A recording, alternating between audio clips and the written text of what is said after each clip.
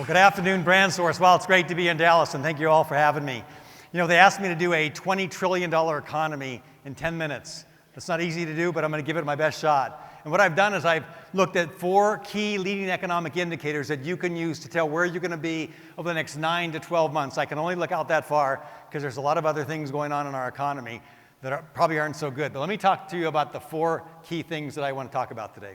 Number 1 is consumer confidence. Number 2, consumer spending. Number 3, unemployment. And number 4, gross domestic product. Let me begin with consumer confidence, about how we feel about the economy.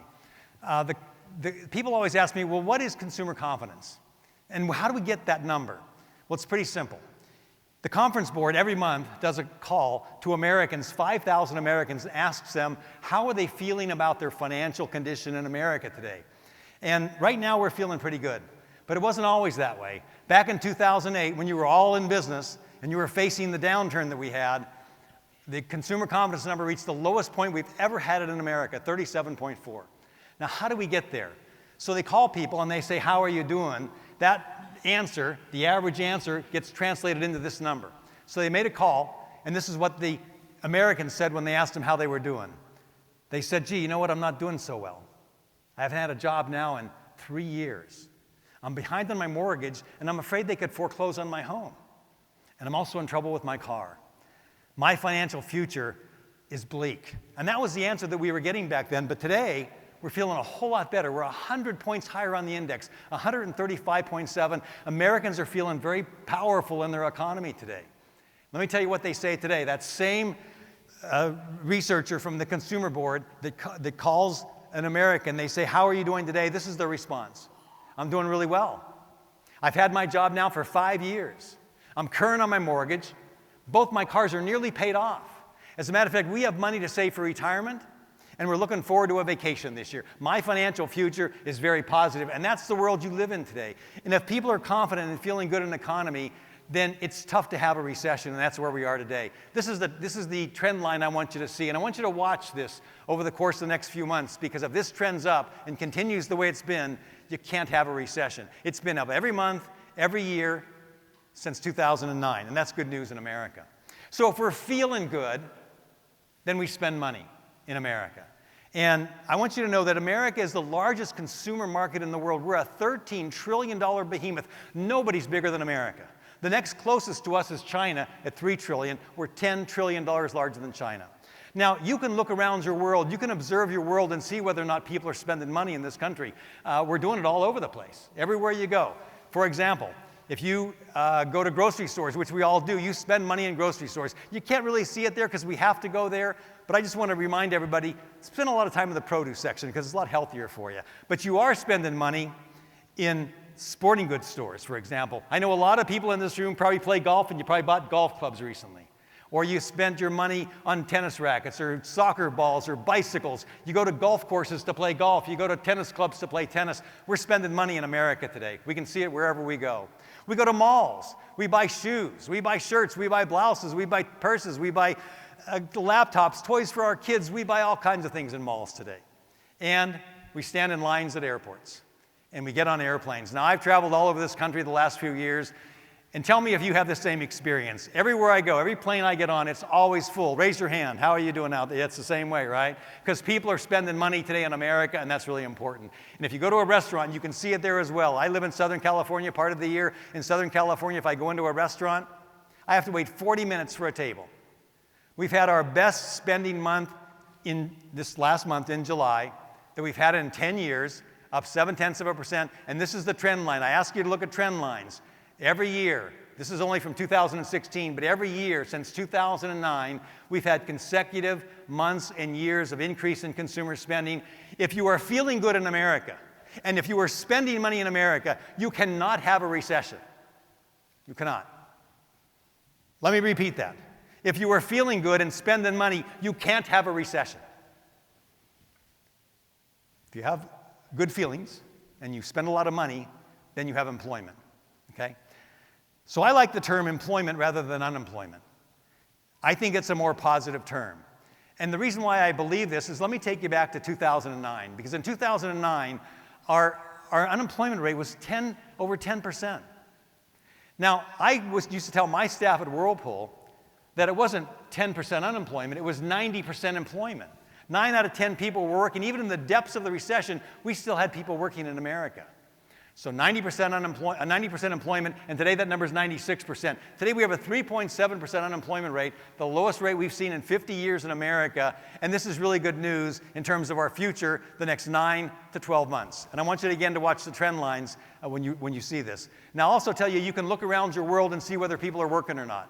I live in Southern California. I get on the freeways in LA, and they look like that. Now, let me just tell you that I've traveled the past couple of years from Miami to Seattle, from Los Angeles to New York, and I was in recently, about a year ago, I was in Minneapolis, Minnesota, staying at a Hilton Hotel next to the Mall of America, and I looked out on that freeway out there, and at 5 p.m. it was bumper to bumper, because everywhere I go, people are working, and you can see it on the freeways wherever you go. Here's the other point to this too, is right now we're hiring in America.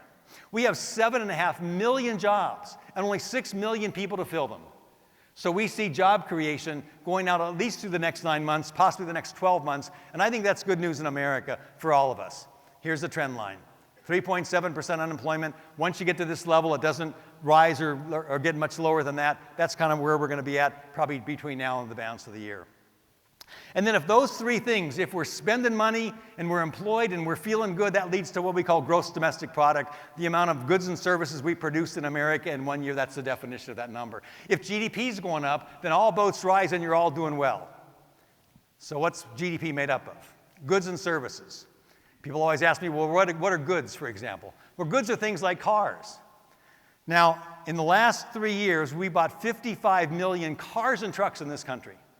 55 million. 38% of Americans in the last 3 years have bought a new car or truck. Now, let me just see a show of hands. How many in the room here have bought a new car or truck in the last 3 years? Raise your hand.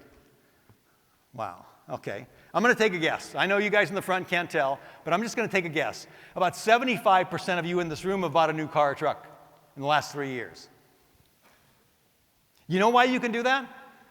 Because you're all rich. You've had 10 great years, you have money, you can buy new cars and trucks. I can't, so good for you guys, congratulations. But we have done a nice job with goods and services in this country. You sell appliances, this adds into GDP. You sell furniture, you sell electronics, it's all a part of what we do in America. We also have services. Now, this is going to surprise you. Our economy is really a service economy. 80% of gross domestic product of everything we produce in America is services. So what are services? Well, things like here in the hotel, right? You're in this hotel, you're going to lunches, you're going to dinners, you're spending money. If you go to the Bellagio in Las Vegas, the same thing. Services like banks, like financial institutions, we spend money in these places as well. That's part of what we do. We go to health clubs, we go to medical facilities. It all adds up to GDP. And GDP in America has grown from $14 trillion in 2009 to $20 trillion by the end of this year. It's phenomenal what we've done as a country. Now, let me tell you one more thing about GDP. We surpassed Britain as the leading economy in the world in 1920. So it's been 100 years. And AVB has been in business now as a buy group for half a century. That's half as long as this country's been the #1 economy in the world. Congratulations to you guys. I think that's a remarkable job, really extraordinary. And let me just end with this, okay, because I only have 10 minutes. I want you to know that there are some dark clouds. There are some red flags out there that we need to be aware of. Right now we have trade wars and currency wars. We're seeing global debt and personal debt and corporate debt at the highest levels we've ever seen it, and those are issues. We have a manufacturing recession going on worldwide, and even in America, surprisingly enough. And we've seen auto sales and home sales decline year over year the last 2 years. Those are all signs of an impending recession. But I don't think whatever we have happen to us, it's going to be nowhere near like you saw in 2009, and I think we'll get through it pretty simply. But let me tell you where we're at right now for the next really 9 to 12 months. And look at the board back here. Consumer confidence. I believe it'll hold. If it drops below 120, then that's a concern. But I think it's going to hold. Consumer spending should be up. We had a great month last month. I believe it'll hold between now and sometime next year, 2021, in that period. Unemployment, you won't see much movement. I said that. Once it gets to 4% or 4.5%, it stays in that range because you just don't have employable people below that level.